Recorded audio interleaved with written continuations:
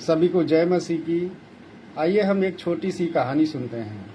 Europe की एक country में, एक देश में एक बहुत बड़ा पादरी रहता था। वो पादरी बहुत ही नम्र, दयालु और परमेश्वर की प्रार्थना करने वाला था। वो व्यक्ति अपने घर में एक रात अकेले था। तभी एक व्यक्ति उसके घर में दौड़ता हुआ आया और वो कहने लगा कि उसके पीछे पुलिस लगी है, वो उसको छिपा ले, नहीं तो वो पुलिस उसको पकड़ ले जाएगी और जेल में डाल देगी। उस पादरी ने उस व्यक्ति को अपने घर में शरण दी। ना कि शरण दी, उसको खाने के लिए भोजन और पहनने के लिए दूसरे वस्त्र भी दिए और सोने के लिए एक अच्छा सा बिछौना भी दिया।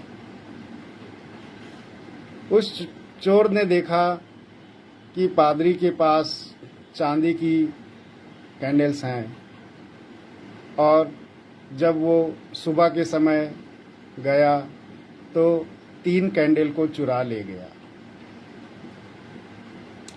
पादरी जब सुबह उठा तो उसने उस चोर को नहीं पाया।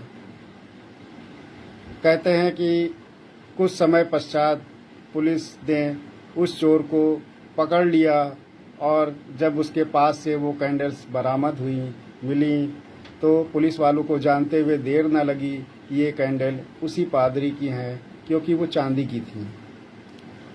जब पुलिस उस व्यक्ति को लेकर के, उस चोर को लेकर के पादरी के घर जाती है और कहती है कि पादरी जी, आप ये कैंडल्स पहचानते हैं क्या, ये आपकी हैं? तो पादरी ने कहा हाँ मेरी हैं।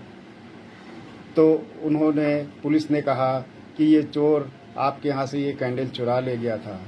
तो पादरी ने कहा नहीं, ये चुरा के नहीं ले गया, इसको तो कैंडल्स मैंने स्वयं दी थी कि तुम चोरी करना छोड़ दो और ये कैंडल्स ले जाकर के बेच देना और अपना खर्चा चलाना।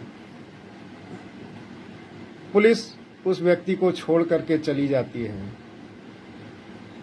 उस चोर को इतनी शर्मिंदगी महसूस होती है, वो पादरी के पैरों में गिर जाता है और माफ़ी मांगने लगता है कि उसने उसको धोखा दिया और उसके घर से चोरी की। प्रियो, इस कहानी से हम ये सीखते हैं कि अगर पादरी उस व्यक्ति को क्षमा नहीं करता तो व्यक्ति जेल में डाल दिया जाता और वो कभी भी सुधरता नहीं। उस व्यक्ति ने पादरी के चरणों में गिरते हुए ये कहा कि आज से वो एक अच्छा जीवन जिएगा और चोरी करना छोड़ देगा। क्षमा करने से, प्रेम करने से इंसान बदल जाता है। जिस तरह से वो चोर बदल गया, अगर पादरी ने ना क्षमा किया होता तो आज वो चोर ही बना रहता। इसी तरह से हमको भी अपने अपराधियों के पापों को क्षमा करना चाहिए, उनकी गलतियों को माफ़ कर देना चाहिए। लेकिन हम लोग बहुत ही मुश्किल से ऐसा कर पाते हैं। कई बार तो हमारे हृदय में इतनी कड़वाहट होती है कि उस व्यक्ति की हम शक्ल भी नहीं देखना चाहते हैं।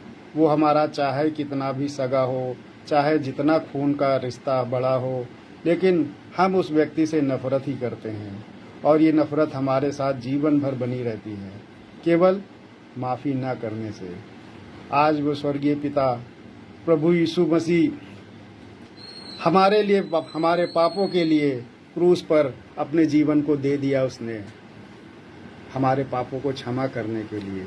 संसार में कोई ऐसा नहीं जिसने दूसरों के लिए अपने जीवन को दे दिया हो और तीसरे दिन मुर्दों से जीवित हो गया हो। तो प्रियो, क्षमा करना बहुत बड़ा परिवर्तन ला सकता है और इसीलिए हमको अपने अपराधियों को क्षमा करना चाहिए, जिससे वो पिता जो स्वर्ग में है वो हमारे पापों को भी क्षमा करे, जो कि बहुत हैं, बहुत बड़े हैं, बहुत गहरे हैं, जिनकी कोई क्षमा नहीं है। लेकिन उस परमेश्वर ने हमारे पापों को क्षमा किया है और वो बुला रहा है कि आओ, मैं तुम्हारे पापों को क्षमा करके नया जीवन दूंगा, अनंत जीवन का वारिस बना दूंगा। जय मसीह की।